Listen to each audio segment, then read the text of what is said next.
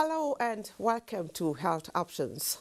A member of the Presidential Steering Committee on COVID-19 had at a forum stated that one of the reasons why COVID-19 and the emergence of variants of concern such as Delta and Omicron is the promotion of vaccine nationalism, which refers to the pervasive inequality at global level that enables such countries to procure vaccines for their own citizens with direct agreements with pharmaceutical companies, while the low and middle countries are left behind. On the other hand, they are unable to act at a quick pace as the rich countries secure the qualities of the vaccine that they require. What are the prospects for self-reliance for Nigeria in terms of looking inward to develop its own vaccines? That's our focus on this week's edition of Health Options. Join us on our Nature Scanner for information on how to reduce high blood pressure the natural way. Thanks for joining us on the program. I am Rabi Abdullah.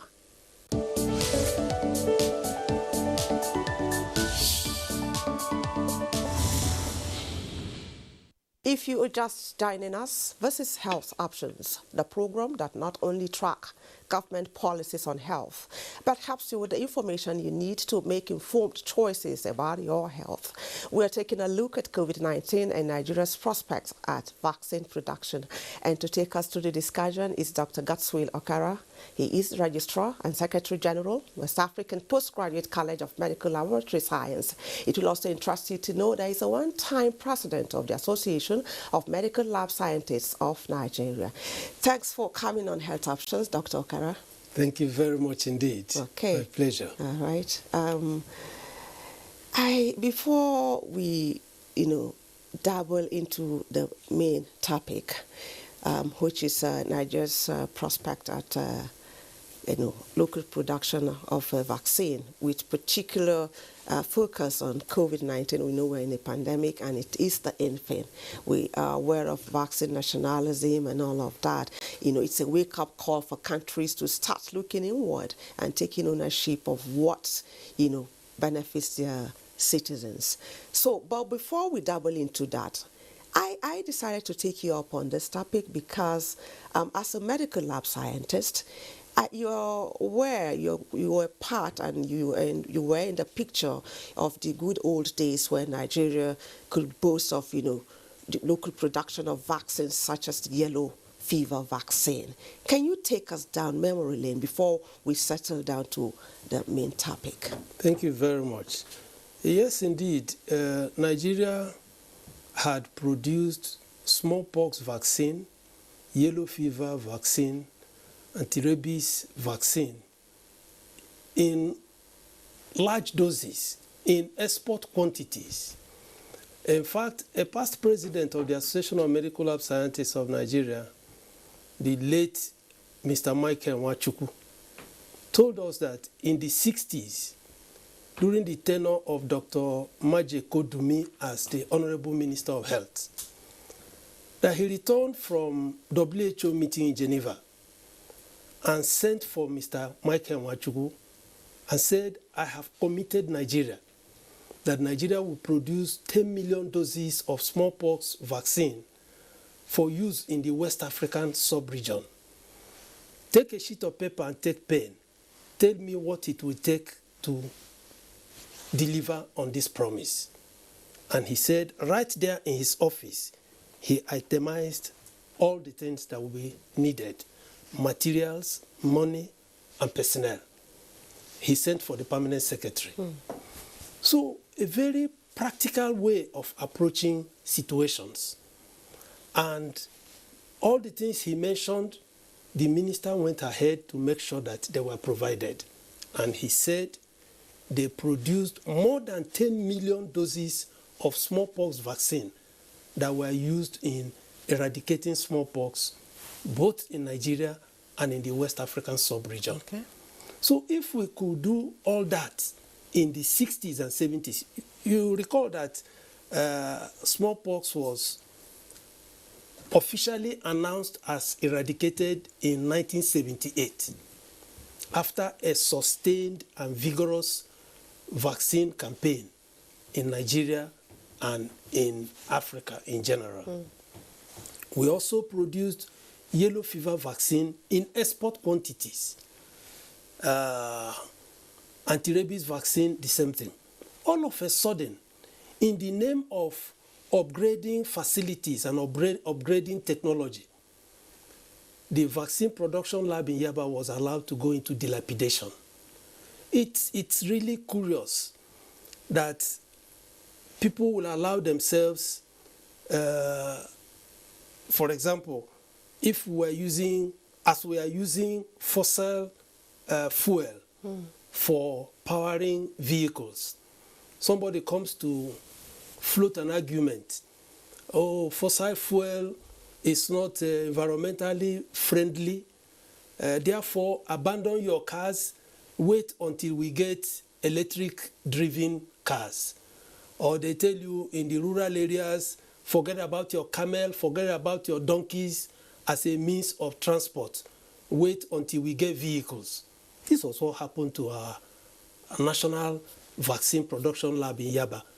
In order to upgrade from analog to the digital technology system, we allowed our laboratory to go into dilapidation. And up to today, we aren't producing a single human vaccine in Nigeria.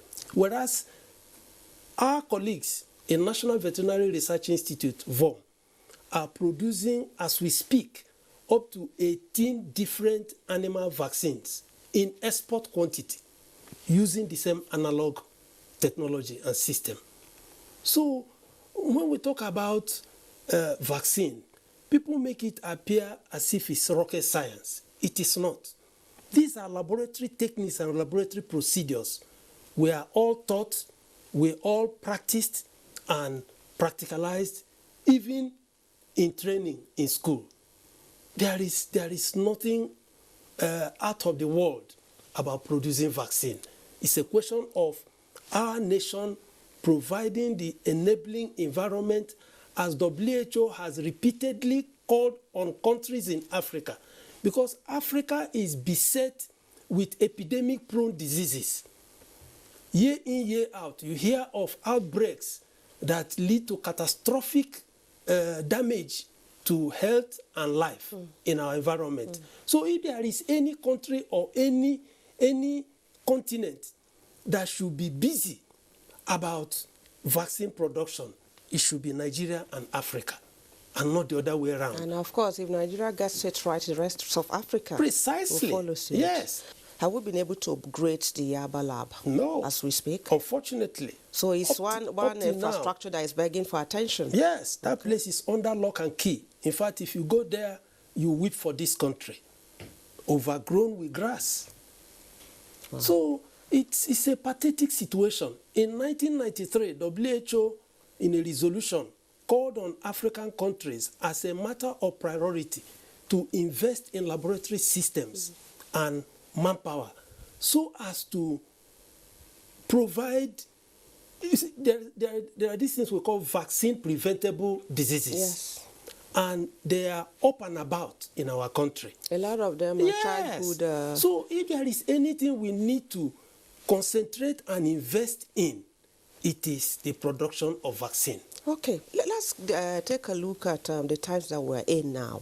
Vaccine nationalism, I don't know. What do you think is the missing link? Is it about the fact that COVID-19 is a viral disease, and as such, we don't have the expertise, or we can't readily, stand on our own and look inward and come up with a vaccine that we can use to, address our own issues back home, especially with vaccine hesitancy? Do you think if we're able to maybe get it right back home, that it could address this issue of vaccine hesitancy? Yes, indeed. It's sad to mention that up to 1 million doses of COVID-19 vaccine expired in Nigeria and had to be destroyed. And that is not unconnected. Do we have authentic information on that? Yes. There is information from the agency responsible for vaccine use. So we have a daunting task to address... Because people are not coming forward. Precisely. So we have a daunting task to address the issue of vaccine hesitancy.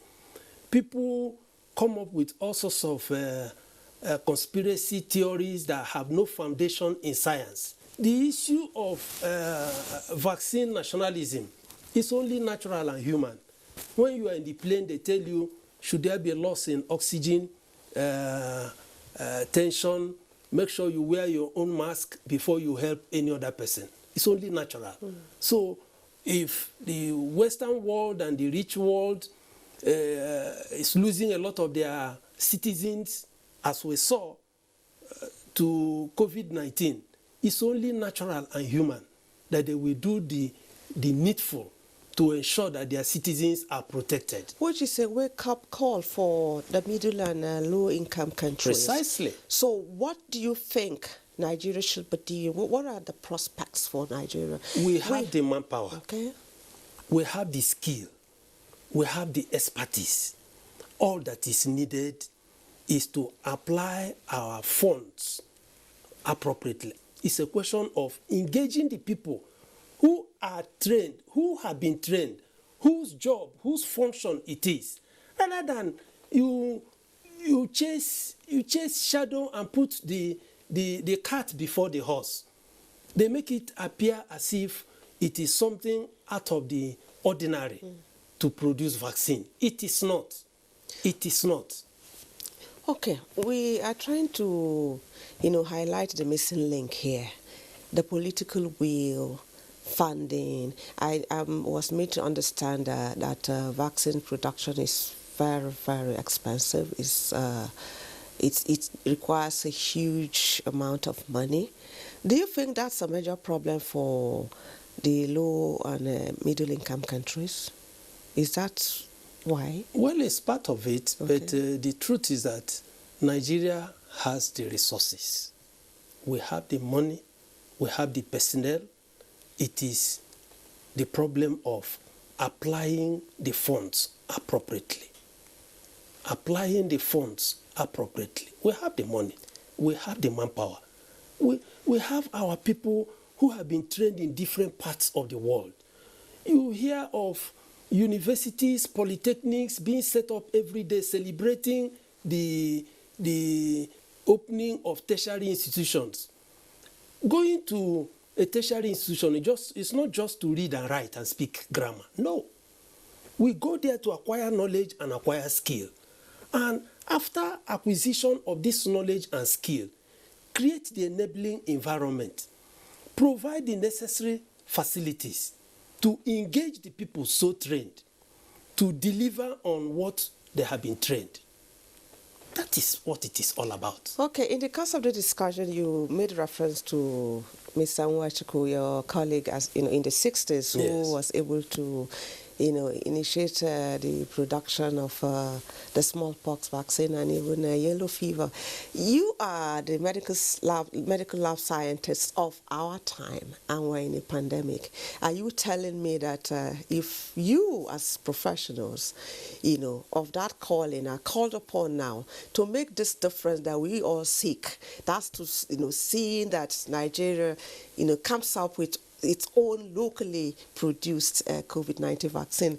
Do you think you and your team are capable of taking up that responsibility? If given to you, can you make a difference? Certainly. Or what have you been saying? What have you been saying amongst yourselves, within that, cycle? Yes, certainly so. We have said it time and again. It is the same principle and technology involved in animal vaccine production as well as human vaccine production.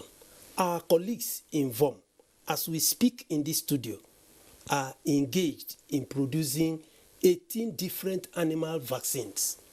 So all we are saying is provide the facilities, provide the enabling environment. It's unfortunate that I was watching the man that visited the University of Port Harcourt Teaching Hospital and was lamenting about 950 million naira COVID-19. released, COVID-19 funds released for setting up of molecular laboratory. If you are talking of setting up a laboratory, you look for a medical laboratory scientist. But if you carry the money and give it to administrators, stories will be told. If you take 20 million or 30 million out of that 950 million, call a medical laboratory scientist and say, set up COVID-19 molecular lab in this hospital. It will be done. I am telling you, practically, even within a couple of 3 months, we were able to set up a COVID-19 testing lab here in Abuja, in Jabi. So it's a question of call the man who has the training and the skill. Challenge him, just like Dr. Maje Kodumi did to Michael Nwachukwu before even calling the permanent secretary. Because when you call the administrators, they will come and claim to know what they don't know. And you leave the technical person. He said, well, since you didn't consult me, well, we sit down, look. Yeah, but patriotism and nationalism is supposed to take the upper hand when such issues come up. Certainly, you won't get crashed into something you have not been consulted and involved. Setting up molecular laboratory is one of the easiest things for medical lab scientists who have been so trained. I don't see what the big deal is all about. Is it a PCR machine? Is it all the equipment, the gadgets that go with molecular extraction of DNA and RNA? What is it all about? Okay. That 950 million will be released to a hospital and stories are being told. So you occupy a position at the moment that is at the West African sub-region level.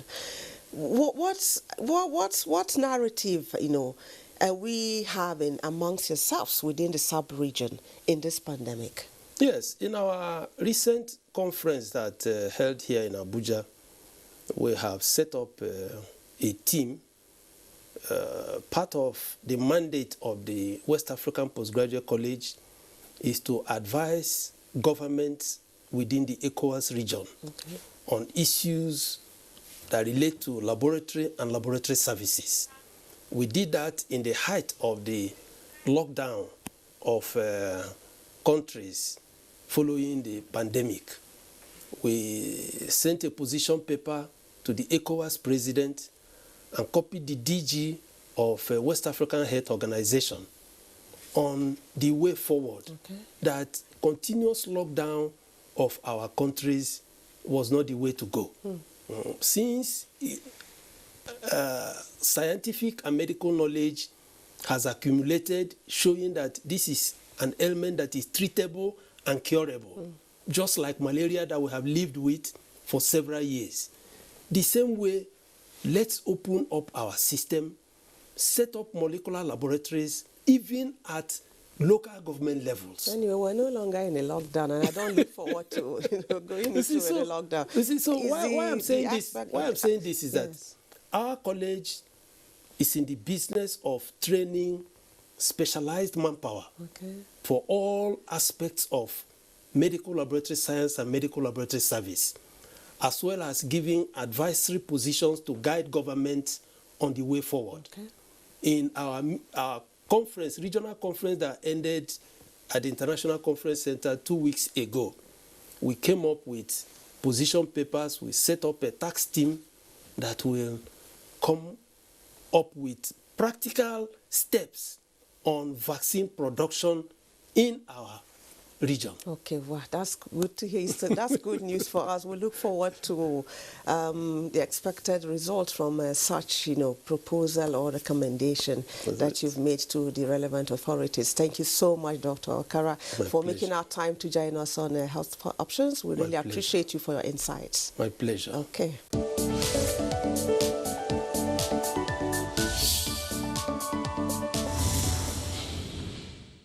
It's time now for us to go over to our nature scanner to bring you information on how to reduce high blood pressure the natural way.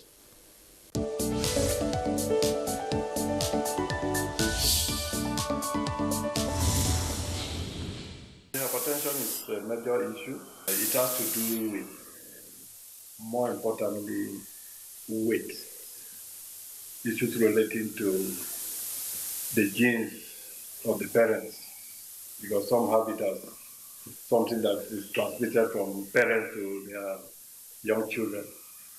Then issue of weight is very critical in issues of hypertension, as it is also critical in most of the ill health. And this is why there's a lot of insistence on BMI, body mass index, weight over height squared. The square root of it must be less than 25 or 29, as the case may be. It varies between man and woman.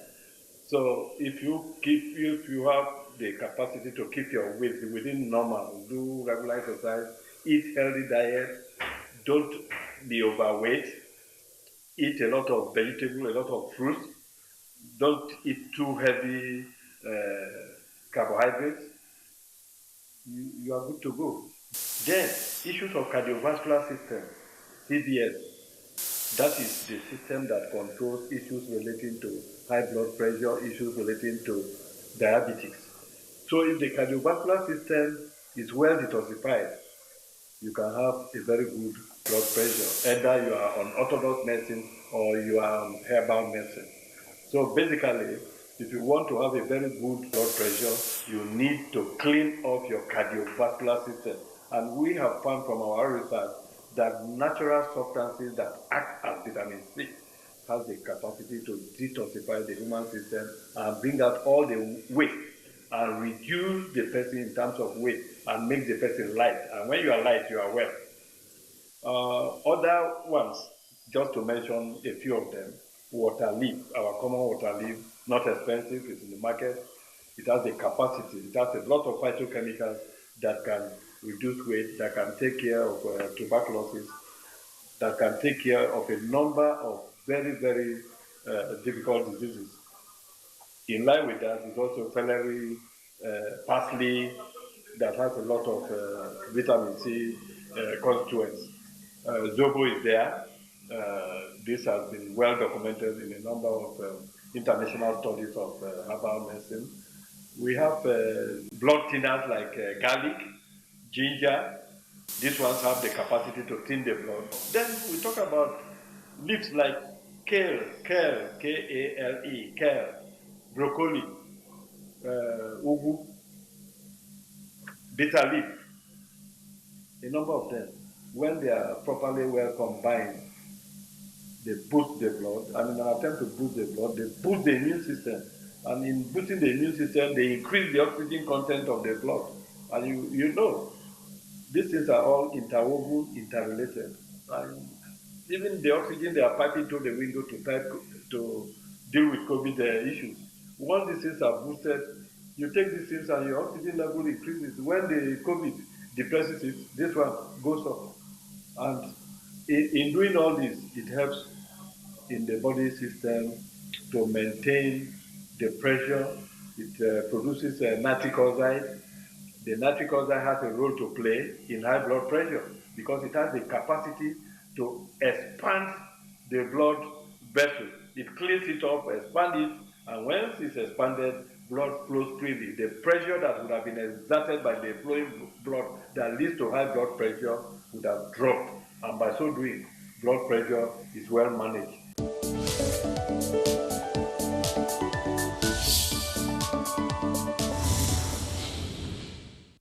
And that is Health Options for this week. Remember that you can watch this edition and other episodes on our YouTube channel. Email us for your comments and contributions at healthoptions@nta.gov.ng. Remember to keep staying safe. My name is Rabi Abdullah. Bye for now.